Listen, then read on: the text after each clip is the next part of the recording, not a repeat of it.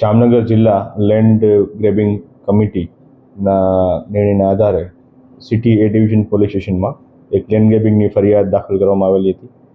બનાવની વિગત મુજબ જે જામનગર શહેરમાં સરકારી ખરાબાની રેવન્યુ સર્વે નંબર 1125 નંબરની જે જમીન હતી તે જમીનના શ્રી સરકાર હોવાનું જાણવા છતાં આ કામના જે આરોપીઓ છે તેમના દ્વારા એના ખોટા નકશાઓ બનાવી અને એમાં પ્લોટિંગ પાડી અને જે મધ્યમ અને ગરીબ વર્ગના લોકો સાથે છેતરપિંડી કરી અને એમને લલચાવી ફોસલાવી અને પોતાને આર્થિક ફાયદો મેળવવાના લાલચથી આ પ્રકારનું કૃત્ય કરેલું હતું. જમીન પચાવી પાડી અને એને વેચી આપવામાં આવેલી હતી, જેના આધારે સિટી એ ડિવિઝન પોલીસ સ્ટેશનમાં ગુજરાત લેન્ડ ગ્રેબિંગ એક્ટની કલમ જે 4, 3 અને 5 AC તેમજ જૂની આઈપીસી કલમ 465, 67, 68, 420, 34 મુજબનો ગુનો દાખલ કરવામાં આવેલો છે.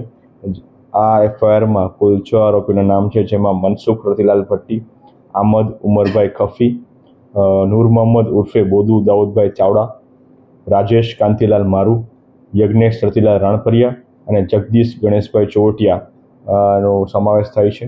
આ આરોપીઓ પૈકી હાલ 3 આરોપીઓને હસ્તગત કરી અરેસ્ટ કરી અને આગળની કાર્યવાહી ચાલુ છે. આ બનાવના આધારે જે કુલ 8,586 ચોરસ મીટર જેટલી જમીન સરકારી રેવન્યુ નંબર 1125 તેમજ એની પાછળના નદી કાંઠાનો વિસ્તાર જ્યાં સર્વે નંબર નથી, એ બંને જમીન મળીને કુલ 8,586 ચોરસ મીટર, જેની કુલ આશરે કિંમત 2,80,00,000 જેટલી થાય છે. આ જમીન પચાવી પાડી અને આગળનો ગુનો કૃત્ય કરવામાં આવ્યું, જે બાબતની હાલ તપાસ સિટી એસડીપીઓ પાસે ચાલુ છે. આની જે બનાવની એમો વિગત છે એ મુજબ કે જે આ સરકારી શ્રી સરકાર થયેલી જમીન છે 1185, જેમાં 7/12માં સરકારનું નામ છે.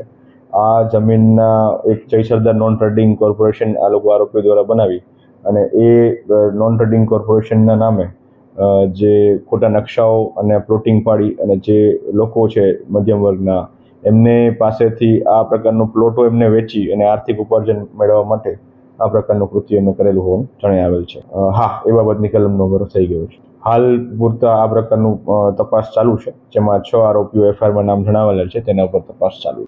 જે હાલ 3 આરોપીઓને અટક કરવામાં આવેલી છે તેની પૂછપરછ ચાલુ છે અને તેમના દ્વારા અગાઉ ભૂતકાળમાં તેમના વિરુદ્ધમાં આ પ્રકારના ગુનાઓ દાખલ થયેલા છે કે કેમ તે બાબતની તપાસ પણ કરવામાં આવશે.